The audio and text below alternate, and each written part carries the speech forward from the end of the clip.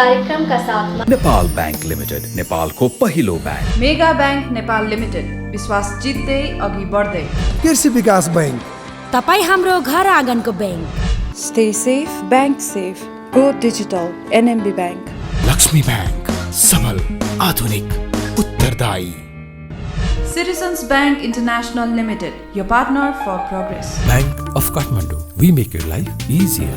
Century Bank Limited, सरल banking सबैका लागि। साङ्ग्रिला डेभलपमेन्ट बैंक लिमिटेड, स्थानीय विकासको आधार। Prime life insurance company limited, सुरक्षित भविष्य। Lumbini general insurance company limited, insuring risks for prosperity. नमस्कार, कार्यक्रम अर्थको आजको श्रृङ्खलामा यहाँहरूलाई स्वागत छ। कोरोना संक्रमण रोक्नका लागि गरिएको लकडाउन आगामी जेठ 5 सम्मका लागि यथावत छ। लकडाउनकै बीच पनि सरकारले अर्थतन्त्रलाई चलायमान बनाउन व्यापार, उद्योग, कृषि लगायतका 44 प्रकारका उद्योग तथा व्यापार व्यवसाय खुला गरेको छ। तर कर्मचारी र कच्चा पदार्थको अभावले उद्योग सञ्चालनमा भने कठिनाई भएको छ। उता शुक्रबारदेखि सुरु भएको संघीय संसदको बजेट अधिवेशनमा आइतबारदेखि प्री बजेट छलफल सुरु भएको छ। प्री बजेट छलफल सकिएपछि जेठ 2 गते सरकारको वार्षिक नीति तथा कार्यक्रम पेश गरिने कार्यतालिका छ।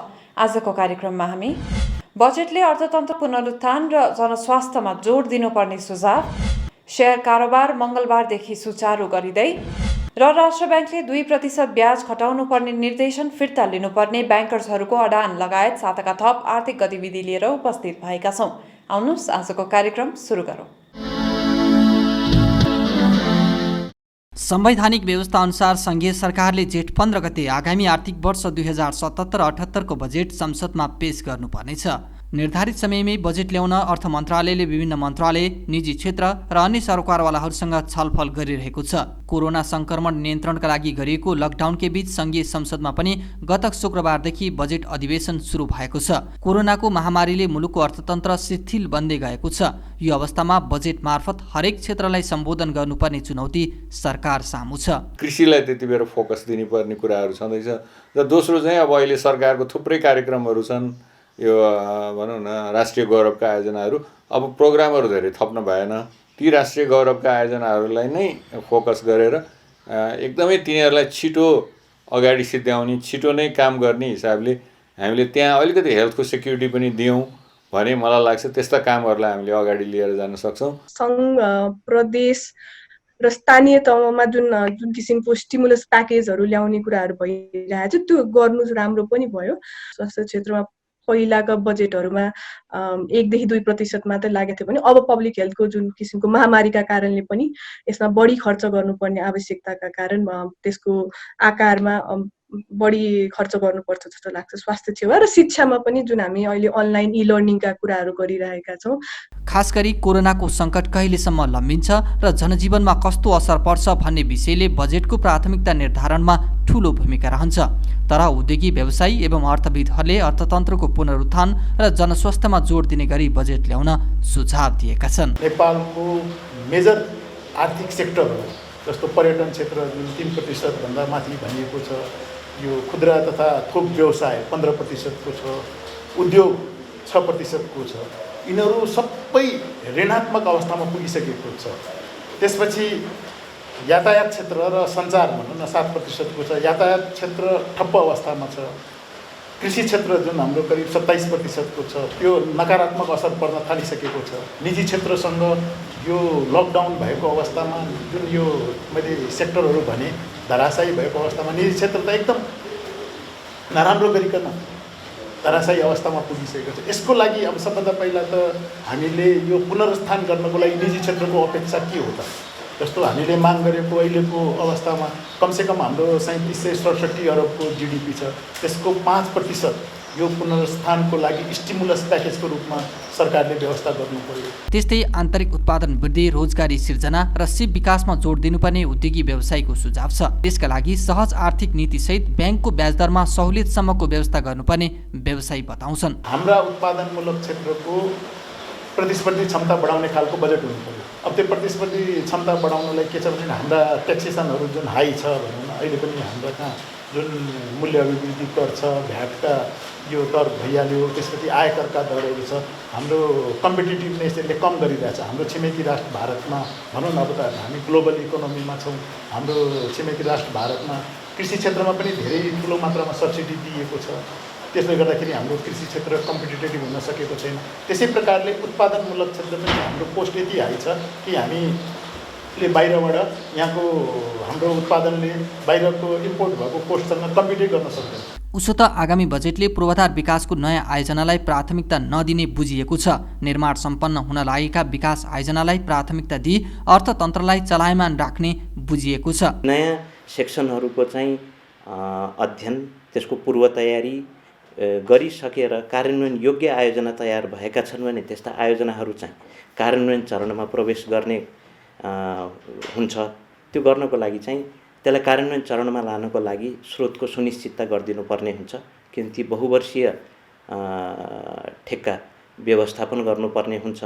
त्यो सवालमा नयाँ आयोजनाहरू अगाडि बढेका हुन्छन्। ती नयाँ आयोजना भनेका विगतकै प्राथमिकता प्राप्त आयोजनाहरू, राष्ट्रिय गौरवका आयोजनाका सेक्सन या कम्पोनेन्ट या सब प्रोजेक्ट्सको रूपमा चाहिँ आएका छन्। त्यसैले नयाँ आयोजनामा कार्यान्वयन योग्य आयोजना छन् भने तिनका लागि मात्र कार्यान्वयनको लागि बजेट विनियोजन गरिएको छ। त्यस्तै कोरोना भाइरसको कारण स्रोतको दायरा साँगुरो भएको छ। अर्कोतर्फ बजेटको प्राथमिकता पनि परिमार्जन गर्नुपर्नेछ। त्यसले गर्दा राष्ट्रिय योजना आयोगले यसअघि दिएको बजेटको सिलिङ पनि घट्नेछ। आयोगले 16 खर्ब 32 अर्ब रुपियाँको सिलिङ दिएको थियो। सिलिङको परिधिमा बसेर मन्त्रालयले आफ्ना चालु आयोजनाहरूको पुनः प्राथमिकरण र नयाँ आयोजनाहरूको चाहिँ प्राथमिकरण गरेर कार्यक्रम बनाउनु भन्यौँ। त्यसले नीतिगत सैद्धान्तिक छलफल गऱ्यौँ बजेटको सवालमा। बजेट तर्जुमा गर्न र वार्षिक विकास कार्यक्रमको लागि मार्गदर्शन पनि पठायौँ। त्यो नीतिगत सैद्धान्तिक छलफल पश्चात उहाँहरूले कार्यक्रमहरू छनौट गरी त्यसमा कार्यक्रम र आयोजना नै भनौँ न, त्यो दुईटैको सवालमा नयाँ र पुराना कार्यक्रमहरूको चाहिँ तयारी गरेर हामीले चाहिँ कार्यक्रमगत छलफल पनि टुङ्ग्याइसकेको अवस्था छ। अब अहिले कोभिडको असरले गर्दाखेरि अब हाम्रो चाहिँ स्रोतको दायरा त अलिकति सङ्कुचित हुन जाने नै देखिन्छ। त्यो अब रिभ्यू भएरै आउँछ होला। तर केही अर्थविदहरू भने बजेटको आकार घटाउन नहुने, बरु खर्च प्रणालीमा सुधार गर्नुपर्ने बताउँछन्। कोरोनाको प्रभावले आवश्यकता अझ बढेकाले आकार घटाउनु उपयुक्त नहुने तर्क छ।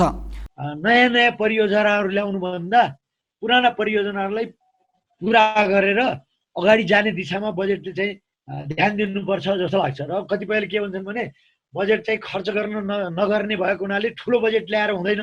त्यसो होइन, यत्रो समस्या परिराखेको बेलामा हामीले बजेट खर्च गर्ने आनी बानी सपार्छौँ भन्ने अठोटका साथ अगाडि बढ्नु पर्यो। सरकारले सबैतिर अहिले बजेट चाहिँ एक किसिमले छर्न पनि सक्दैन। त्यसैले खास क्षेत्रलाई चाहिँ बजेटमा उसले लिड सेक्टर मानेर बजेट व्यवस्था गर्नुपर्छ। अहिलेको परिस्थितिमा स्वास्थ्य सेवालाई चाहिँ स्वास्थ्य सेवाको पूर्वाधार र सेवा विस्तारको लागि तल्लो तहसम्मको लागि बजेट विनियोजन गर्नुपर्छ जस्तो पनि लाग्छ। त्यो अपरिहार्य छ। र दीर्घकालमा चाहिँ जुन फेरि पनि विश्व ब्याङ्ककै प्रोजेक्सनको हिसाबले, प्रक्षेपणको हिसाबले मार्च महिनासम्म हाम्रो आर्थिक वृद्धि दर जुन 1.2 को बिचमा हाराहारीमा रहने भन्ने कुरा छ, त्यसको पनि नकारात्मक असर पर्ने नै छ। र यसको मुख्य असर र दबाब चाहिँ हाम्रो विदेशी मुद्रा व्यवस्थापनमा हुनेवाला छ। किनकि हाम्रो मुख्य आय स्रोत भनेकै विप्रेसन हो रहेको थियो र त्यो घट्नेवाला छ। कोरोना सङ्कटले अर्थतन्त्र शिथिल बन्दै गएको छ। यो अवस्थामा महत्त्वाकांक्षी भन्दा पनि अर्थतन्त्रलाई उकास्ने र सबै क्षेत्रको अपेक्षालाई सम्बोधन गर्ने गरी बजेट ल्याउन जानकारहरूको सुझाव छ। भर्खरै प्रस्तुत गर्यौं बजेट सम्बन्धी सामग्री। अबको पालो ब्रेकको।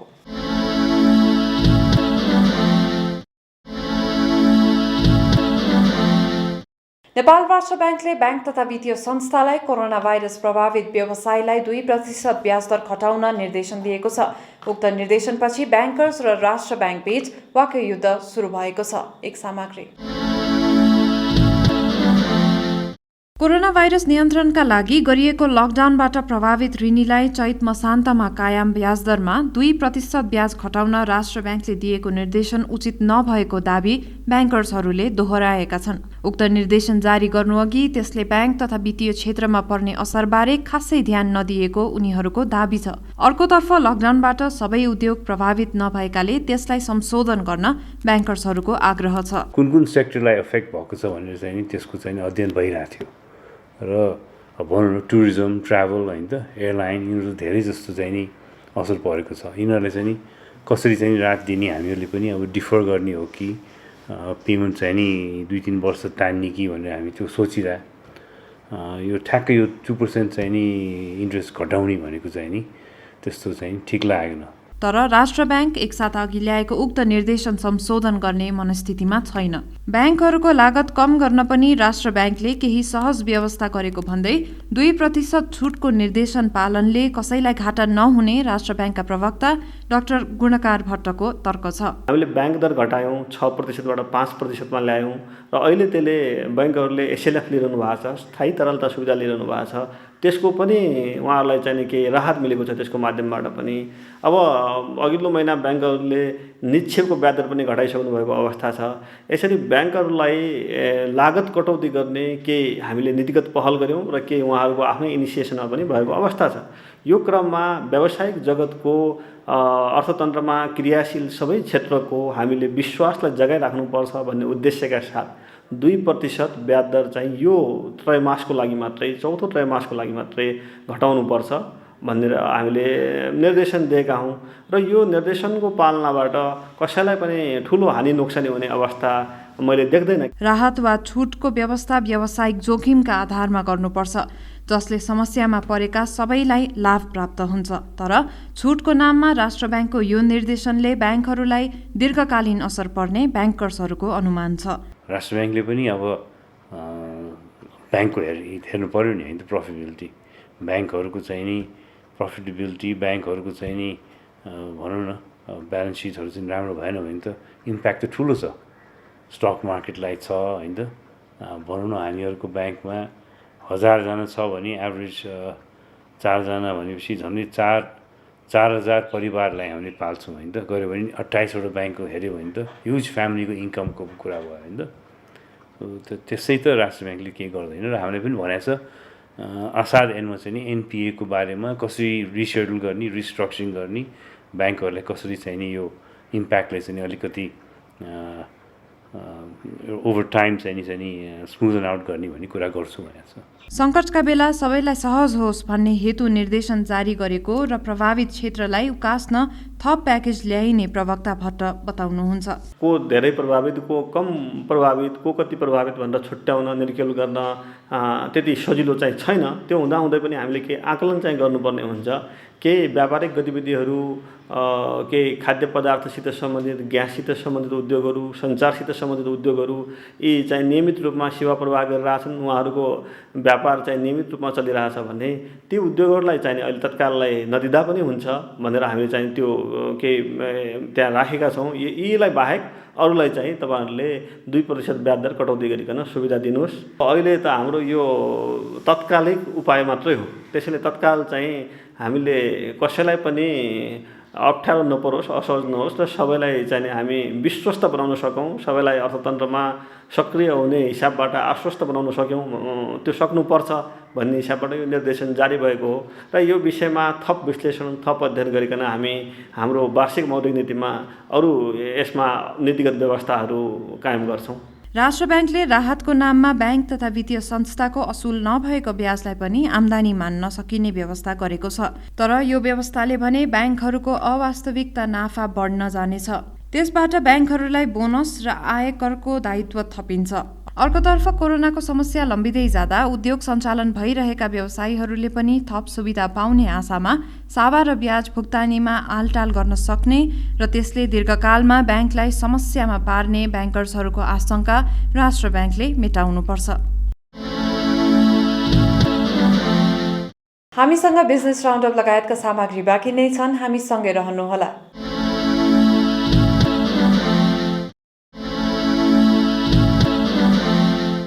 कोरोना भाइरसले नेपालको अर्थतन्त्रमा पुर्याएको क्षतिपूर्ति गर्न तत्काल 2 खर्ब रुपियाँ बराबरको पुनरुत्थान प्याकेज आवश्यक पर्ने भएको छ। अर्थशास्त्री र सरकारवालाहरूको अध्ययनले उक्त रकम सामाजिक सेवा, रोजगारी सृजना जस्ता क्षेत्रमा खर्च गर्नुपर्नेछ। त्यस्तै नेपालले अन्तर्राष्ट्रिय मुद्रा कोष IMFबाट करिब 26 अर्ब रुपियाँ बराबरको शून्य ब्याज दरको विशेष कर्जा सुविधा पाउने भएको छ। यस्तो सुविधा पाउने नेपाल 50औं राष्ट्र भएको IMFले जनाएको छ। थप आर्थिक गतिविधि सहितको अबको प्रस्तुति बिजनेस राउन्डअप। सेयर कारोबार आउँदो मङ्गलबारदेखि खुल्ला गर्ने भएको छ। कोरोना र लकडाउनका कारण बन्द गरिएको सेयर बजार 51 दिनपछि मङ्गलबारदेखि खुल्ला गर्न लागि हो। बजार बिहान 11 बजेदेखि 1 बजेसम्म खुल्ला रहनेछ। लकडाउनको अवस्थामा चाहिँ अब किन खोल्नु पर्यो भन्दाखेरि पहिला सुरुमा एक किसिमको चाहिँ मान्छेहरूमा त्रास पनि थियो र यति लामो समयसम्म चाहिँ हामी लकडाउनमै रहन्छौँ भन्ने पनि थिएन। अब यो लकडाउन कति समय रहन्छ भन्ने कुरा पनि ठेगान छैन। त्यसले गर्दाखेरि हामीले यस्तो परिस्थितिमा आफूलाई सुरक्षित राखेर कारोबार गर्दै जाने वातावरण बनाउनको निम्ति यो काम सुरु गरेको हो। यो कारोबार फेरि धेरै समयसम्मको लागि खोलेको पनि होइन। हामीले अहिले तत्काललाई 11 बजेदेखि 1 बजेसम्म 2 घन्टाको लागि खोलेका हौँ र उनीहरूलाई चाहिँ सकेसम्म विद्युतीय माध्यमबाट कारोबार गर, 1-2 पल्टको लागि म्यानुअली गर्छौँ भने पनि गर्छ भनेर भनिदिएका छौँ। सुसमयमा अनलाइन कारोबारमा जोड दिएको छ। हाल अनलाइन कारोबार गर्ने लगानीकर्ताको सङ्ख्या 20,000 रहेको छ।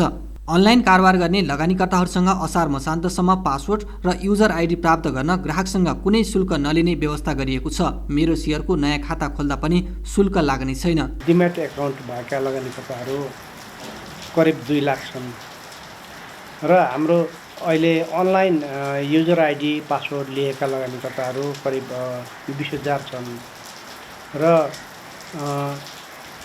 यो कनेक्ट आइपिएस लिएर मेरो सेयर पनि लिएर काम गर्ने करिब 2,000 को हाराहारीमा छन्। त्यसले गर्दाखेरि हाम्रो डेलीको कारोबार सरस्वती हेर्दाखेरि अन एन एभरेज 20,000 लगानीकर्ताहरूले बजारमा नर्मल अवस्थामा कारोबार गर्छन्। त्यसले गर्दाखेरि अब अहिलेको अवस्थामा उनीहरूले ब्याङ्कमा गएर र चाहिँ मेरो सेयर खाता खोलेर काम गर्नलाई चाहिँ खासै अप्ठ्यारो छैन। प्रविधिसँग हातेमालो गर्दै आफ्नो कारोबारहरू अगाडि बढाउनुपर्छ। हामीले साउन 1 गतेदेखि चाहिँ अनिवार्य रूपले ब्याङ्किङ च्यानललाई प्रयोग गर्नुपर्ने चाहिँ अनलाइनबाट होस् यो के अरे इमेल इन्टरनेट बेस्ड ट्रेडिङ होस् चाहे आइपिएस होस् यसबाट गर्ने भनेका छौँ। त्यस्तै सम्भावित चलखेललाई मध्यनजर गर्दै 2% को सर्किट ब्रेकको व्यवस्था गरिएको छ। 2% भन्दा माथिले बजार बढ्दा र घट्दा सर्किट लाग्नेछ। माग र आपूर्तिको बिचमा कुनै पनि किसिमको रुकावट हुनु हुँदैन बजार सञ्चालन हुनको निम्ति। अब माग र आपूर्ति अहिले चाहिँ स्वतन्त्र रूपले सञ्चालन हुने अवस्था छैन, किनभने अब लगानीकर्ताहरू अहिले प्रविधि मैत्री पनि भइसकेका छैनन्। अनि अर्को कुरा आएर उनीहरूले चाहिँ जुन कारोबार गर्नको लागि सेटलमेन्ट सिस्टमको लागि हामीले व्यवस्था गरेका छौँ नि त्यो कुरा गर्नलाई पनि केही टाइम चाहिन्छ। अब हामीले अन एन एभरेज चाहिँ तपाईँको 10,000 देखि 20,000 मान्छेहरू यसरी कारोबार गर्न सक्ने अवस्था भयो भने हामी यसलाई खुलाउँदै लिएर जान्छौँ। त्यसले गर्दाखेरि यो चाहिँ अहिले सामान्य अवस्था नभएको हुनाले र कारोबारमा अव्यवस्था बनाउँदै लिएर जानुपर्ने भएको हुनाले हामीले त्यो गरेको हौँ। यसमा पनि हामीले एउटा कुरा के गरिदिएका छौँ भने कोही मान्छे बिक्री गर्न चाहन्छ भने उसलाई अलिकति सजिलो छ। किन्न चाहने मान्छेलाई चाहिँ के अरे आइपिएसको व्यवस्था गरेका छौँ। त्यसले गर्दाखेरि हामीले के गरेका छौँ भने भुक्तानी गर्दा चाहिँ अनिवार्य रूपले धितोपत्रको बिक्रीको भुक्तानी गर्दा भनेको ब्रोकरले चाहिँ इन्भेस्टरलाई भुक्तानी गर्दाखेरि बिक्रीकर्तालाई भुक्तानी गर्दाखेरि आइपिएसबाटै भुक्तानी दिने भनेका छौँ। लकडाउन अघिको बजारमा तीव्र उतार चढाव देखिएको थियो। गत चैत 11 गते बजार 1251 को बिन्दुमा रोकिएको छ। अमेरिका स्थित नेपालीहरूको अवस्थाबारे जानकारी गराउन अमेरिकाको लागि नेपाली राजदूत डाक्टर अर्जुन कुमार कार्की उपस्थित हुनुभएको छ। डाक्टर कार्की, यहाँलाई अर्थको अर्थमा स्वागत छ। धन्यवाद, नमस्कार।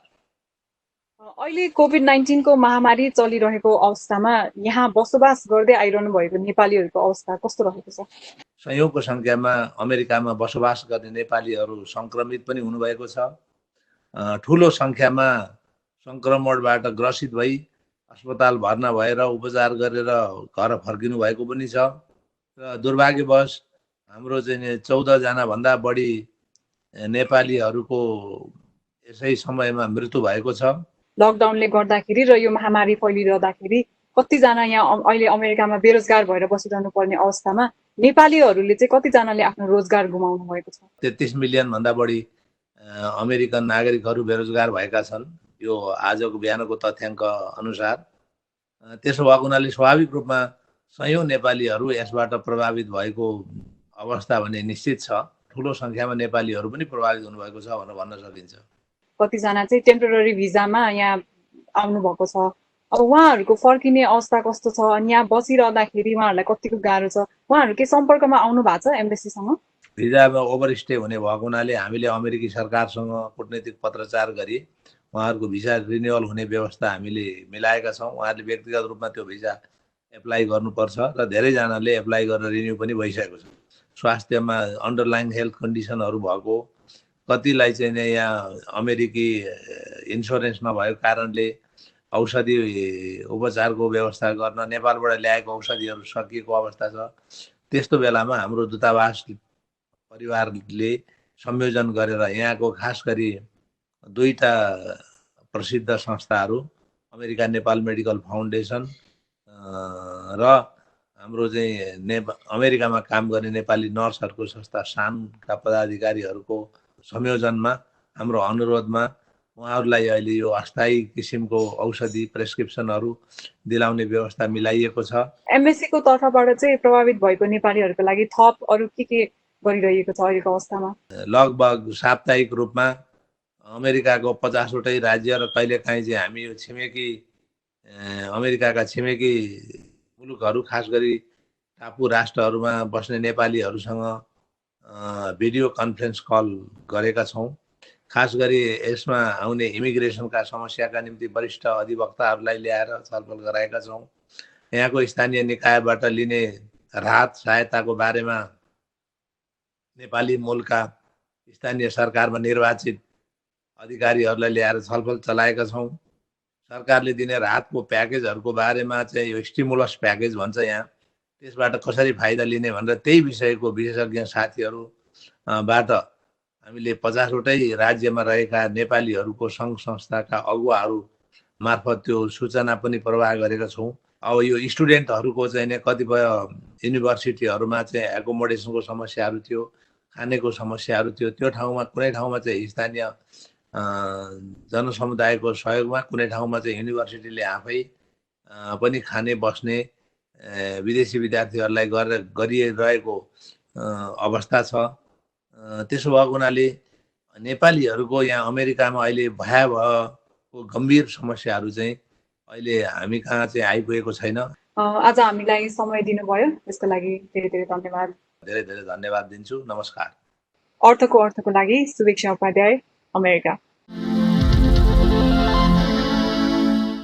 यदि स्थिति सहज भएको भए यति बेला नेपालका होटलहरूमा पर्यटक भरिभराउ हुन्थे। तर सन् 2019 को अन्तिमबाट विश्वव्यापी महामारीको रूपमा फैलिएको कोरोना भाइरसले नेपालमा पर्यटन आगमन ठप्प भयो, जसले गर्दा व्यवसायलाई होटल बन्द गर्ने सम्मको निर्णयमा पुग्न बाध्य बनायो। 4 महिनादेखि व्यापार शून्य भएकाले अबको 6 महिना होटलको सेवा बन्द गर्ने र कर्मचारीलाई मासिक तलबको 12.5% मात्र भुक्तानी गर्ने मनस्थितिमा व्यवसायी पुगेका छन्। होटल इन्डस्ट्रीलाई कसरी बचाउने भन्ने प्रश्न हो नि।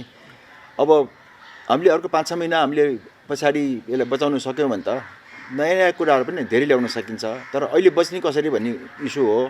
अहिले टड्कारो अहिलेको तुरुन्त समस्या भने चाहिँ वैशाख महिनाको हामी आज अन्तमा छौँ। वैशाख महिनाको अन्तमा हामीले तलब खुवाउनुपर्छ। तलब खुवाउन हामीसँग कुनै व्यापार छैन। अनि सरकारकोले के भनेको छ भने अब 50% अहिले 50% चाहिँ व्यवसाय सुचारू भएपछि खुवाउने भनेको छ। अब त्यो दिने पैसा हामीसँग छैन। व्यवसायीहरूका अनुसार हाल तारे र पर्यटकीय स्तरका गरी 1200 भन्दा बढी होटल सञ्चालनमा छन्। यी होटलमा 10 खर्ब रुपैयाँ बढीको लगानी छ भने 2 लाख भन्दा बढीले रोजगारी पाएका छन्। अहिलेको असरले नेपालको पर्यटन 3 वर्षसम्म प्रभावित हुने अनुमान छ। औषधि उत्पादक कम्पनी लोमस फार्मास्युटिकल्सले ह्यान्ड सेनिटाइजर उत्पादनलाई प्राथमिकता दिएको छ। कोरोना भाइरस सङ्क्रमणको जोखिम बढ्न थालेपछि कम्पनीले सेनिटाइजर उत्पादन सुरु गरेको थियो। नेपाल सरकारको अनुमति तथा विश्वसनीय मापदण्ड अनुरूपका सेनिटाइजर उत्पादन गरिएको कम्पनीले जनाएको छ। साबुन पानी त सबै ठाउँमा सम्भव हुँदैन। जस्तै हामीहरू सफर गरिरहेछु होइन, त्यो पर्समा बोक्ने त साबुन पानी हुँदैन। त्यसै कारण चाहिँ म अगर मार्केटमा गइरहेको छु तो उसको लागि ह्यान्ड सेनिटाइजर एक राम्रो विकल्प छ, जो कि WHO, US FDA र CDS सबै रिकमेन्ड गरिरहेछ। लेकिन उसको जो कन्टेन्ट हुन्छ अल्कोहल उसमें कति हुनुपर्ने, त्यसपछि उसमें अरू के हुनुपर्ने, जस्तै अल्कोहल बेस्ड सेनिटाइजरमा के हुन्छ कि मतलब हाथ ड्राई पनि हुनसक्छ। तो उसको लागि उसमें केही सर्टेन औषधिहरू यस्तो राखिदिने कि ऊ हात अलि मोइस्चराइज होस्, बार बार सेनिटाइज गरेर पनि स्किन ड्यामेज नहोस्, त्यस्तो खालको फर्मुला तयार गरेर हामीहरू ह्यान्डेक्स ब्रान्ड भनेर एउटा मार्केटमा निकालेछौँ। राम्रो रिस्पोन्स आइरहेछ। त्यसपछि हामीहरू उसको 500 ml पनि स्टार्ट गरिदिएछौँ। कम्पनीले हाल 100 मिलिलिटर र 500 मिलिलिटरको बोतलमा सेनिटाइजर उत्पादन गर्दै आएको छ। यी थिए आजका प्रस्तुतिहरू। थप आर्थिक गतिविधिका लागि हाम्रो अफिसियल वेबसाइट www.arthakatha.com लगइन गर्न सक्नुहुनेछ। आजको निर्धारित समय सकिएको छ। म लगायत सम्पूर्ण युनिटलाई बिदा दिनुहोस्। नमस्कार। इस कार्यक्रम का साथ नेपाल बैंक लिमिटेड, नेपालको पहिलो bank. Mega bank Nepal limited, विश्वास जित्दै अघि बढ्दै। कृषि विकास बैंक, तपाई हाम्रो घर आँगनको bank. Stay safe, bank safe, go digital, NMB bank. Lakshmi bank, सबल, आधुनिक, उत्तरदायी। Citizens Bank International Limited, your partner for progress. Bank of Kathmandu, we make your life easier. Century Bank Limited, सरल बैंकिङ सबैका लागि। सांग्रीला डेभलपमेन्ट बैंक लिमिटेड, स्थानीय विकासको आधार। Prime life insurance company limited, सुरक्षित भविष्य। Lumbini general insurance company limited, ensuring risks for prosperity.